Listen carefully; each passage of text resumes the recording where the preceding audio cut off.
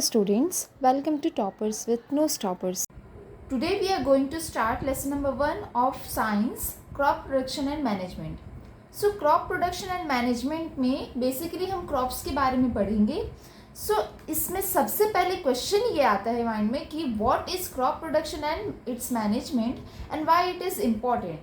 So crop production क्या होता है? So जो भी हम crops को grow करवाते हैं लार्ज स्केल पे उसे हम क्रॉप प्रोडक्शन कहते हैं. एंड इट्स मैनेजमेंट मीन्स इसका सप्लाई करना, जो डिफरेंट टाइप के क्रॉप्स है वो सबको अलग अलग वे में सप्लाई करना एंड उनको मैनेज करना, that is called its management. अब ये ज़रूरी क्यों है? ये ज़रूरी इसलिए है ताकि हर किसी को उसका बेनिफिट मिल सके, मतलब हर किसी को फूड मिल सके, इसीलिए उसका मैनेजमेंट भी ज़रूरी है एंड क्रॉप का प्रोडक्शन प्रॉपर वे में ज़रूरी है. अभी हम इस लेसन के कुछ इंट्रोडक्शन पार्ट्स को देख लेते हैं. सो जैसे हमने पहले के लेसन्स में या 7th स्टैंडर्ड के लेसन्स में पढ़ा था कि हमें फूड की ज़रूरत होती है ताकि हम एनर्जी गेन कर सकें और उससे बहुत सारे मेटाबॉलिक प्रोसेसेस कर सकें, जैसे रेस्पिरेशन है, डाइजेशन है, ये जो भी प्रोसेसेस है सारे प्रोसेसेस के लिए एनर्जी की ज़रूरत है और वो एनर्जी हमें किससे मिलता है? फूड से. इसलिए फूड का मिलना हमारे लिए बहुत ज़रूरी है. अब फूड की नीड हर किसी को है, इसीलिए जो फूड है वो एक लार्ज स्केल पे प्रोड्यूस होना चाहिए ताकि हर किसी को फूड मिल सके. अब हम कुछ एग्रीकल्चरल प्रैक्टिसेस के बारे में पढ़ेंगे. सो इसके बारे में पढ़ने से पहले हमें पता होना चाहिए कि क्रॉप क्या होता है. सो बेसिकली आप लोगों को प्लांट तो पता ही होगा क्या होता है.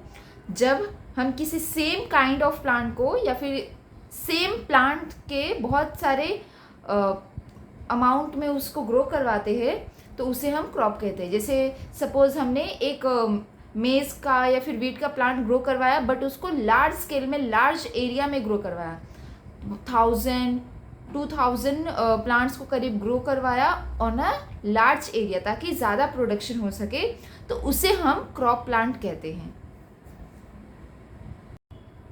Basically on the basis of seasons crops are classified as kharif crops and rabi crops. So kharif crops वो क्रॉप्स होते हैं जो रेनी सीजन में ग्रो करते हैं, मीन्स जून टू सितंबर के बीच में ग्रो करने वाले क्रॉप्स को हम खरीफ क्रॉप्स कहते हैं. जैसे पैडी है, मेज़ है, ग्राउंड नट, सोयाबीन एक्सेट्रा और भी बहुत सारे क्रॉप्स है. सेकेंड रबी क्रॉप्स. तो रबी क्रॉप्स वो होते हैं जो विंटर सीजन में ग्रो करते हैं, that is from October to March month.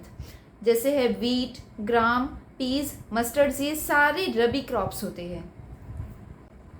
Now we will study about agricultural practices carried out by farmers. So बहुत सारे ऐसे प्रैक्टिसेस है जो फार्मर्स भी करते हैं, जैसे वो सॉइल का प्रिपरेशन करते हैं. सो ये जो प्रोसेस है ये फर्स्ट स्टेप होता है जिससे क्रॉप्स को कल्टीवेट किया जा सके किसी भी फील्ड पे. ये स्टेप जो है इससे क्या होता है, जो सॉइल होती है उसकी टर्निंग होती है और ये इसकी लूजनिंग होती है. मीन्स क्या होता है कि जो सॉइल होता है वो एक फर्टाइल लैंड में कन्वर्ट हो जाता है ताकि हम उस पर क्रॉप्स को ग्रो कर सके, और वो लूज हो जाता है ताकि हम उसमें इजीली क्रॉप्स जो क्रॉप्स के बीज है या फिर जो सीड्स है उनको हम डिप कर सकें. और इसकी वजह से जो रूट्स होते हैं वो इजीली सॉइल में डीप अंदर तक मतलब चले जाते हैं, जिससे जो क्रॉप होता है उसका फर्टिलाइजेशन अच्छा होता है और उससे अच्छे क्रॉप्स हमें मिलते हैं. और इस लूजनिंग और टर्निंग के प्रोसेस को हम कहते हैं टिलिंग एंड प्लविंग. अभी हम पढ़ेंगे कुछ इक्विपमेंट्स के बारे में जिन्हें फार्मर्स यूज़ करते हैं एग्रीकल्चरल प्रैक्टिसेस के लिए. तो जैसे अगर आप कभी विलेज एरिया में गए होंगे या फिर किसी फार्मर के यहाँ पे गए होंगे तो आपने देखा होगा कि वो लोग बहुत सारे इक्विपमेंट्स यूज़ करते हैं फार्मिंग करने के लिए. तो उसमें से सबसे पहला होता है प्लव, उसके बारे में हम पढ़ेंगे. सो ये प्लव जो होता है वो वुड और आयरन का बना हुआ होता है. ये हमारे जो पूर्वज थे वो भी इसे यूज़ करते थे टिलिंग, सॉइल को टिलिंग करने के लिए ताकि उसका मतलब वो और अच्छा हो सके और फर्टाइल हो सके सॉइल. ये बना होता है प्लव शेयर का, जो एक ट्रायंगुलर आयरन की स्ट्रिप होती है, और दूसरा होता है प्लव शाफ्ट जो उससे उसके एक एंड पे अटैच होता है और जो प्लव शाफ्ट का दूसरा एंड है वो बल्स के नेक पे अटैच होता है. सेकेंड इक्विपमेंट है हो। ये वुड या फिर आयरन का बना होता है और इसे जो भी फील्ड में वीड्स है उनको रिमूव करने के लिए यूज़ किया जाता है। थर्ड और जो मोस्ट इम्पॉर्टेंट इक्विपमेंट है वो है कल्टीवेटर।